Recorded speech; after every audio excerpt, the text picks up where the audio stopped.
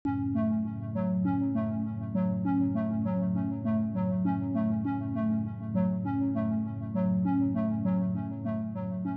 diremehkan netizen Malaysia bahwa mereka sudah ada mobil nasional. Tapi kenyataannya Indonesia sudah bisa bikin tank, pesawat, dan mobil. Bahkan media Malaysia terkejut melihat Presiden Prabowo menggunakan mobil buatan anak bangsa untuk kendaraan resmi presiden, tak seperti di Malaysia. Malaysia dan negara-negara Asia Tenggara lainnya, mereka menggunakan merek luar untuk mobil kepresidenan. Dan di sini terlihat reaksi netizen Malaysia melihat bentuk rupa mobil buatan Indonesia.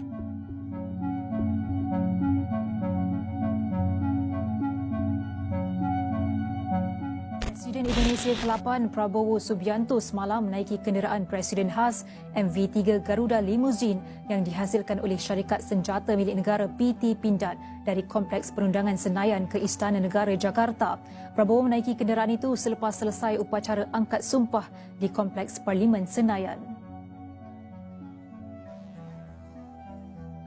Ini adalah kali pertama kenderaan presiden itu diperkenalkan kepada umum lengkap dengan plat kenderaan bertulis Indonesia 1. Dalam satu kenyataan, pengarah urusan PT Pindad Abraham Moss berkata, mereka berbangga kerana kenderaan hasil kerja anak bangsa digunakan semasa hari bersejarah di Indonesia.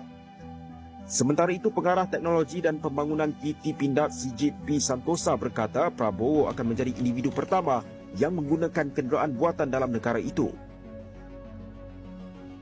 Maung Garuda merupakan SUV 4x4 taktikal ringan yang direka untuk menyokong operasi pertempuran jarak dekat dan mengharungi laluan yang sukar.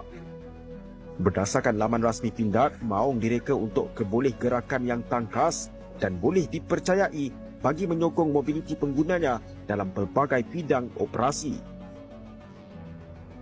SUV ini mempunyai kelajuan selamat 120 km sejam, transmisi manual 6 kelajuan dan jarak perjalanan sehingga 800 km.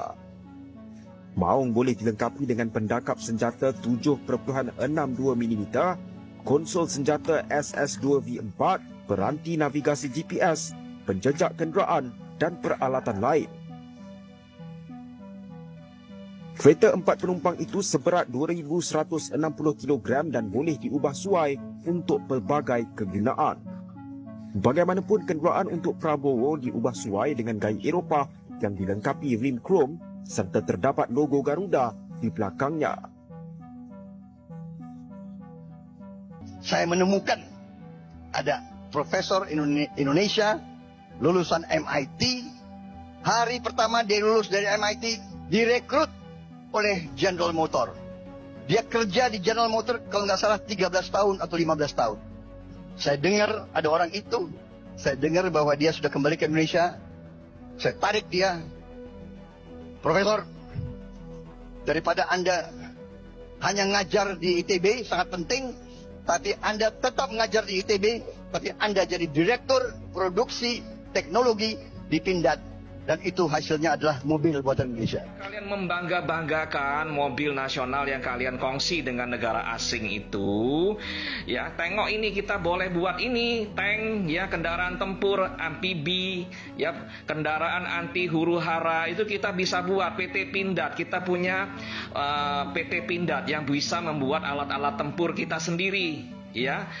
Perusahaan PT Pindad untuk membuat alat-alat tempur kita sendiri. Kita bisa buat ini sendiri, ya.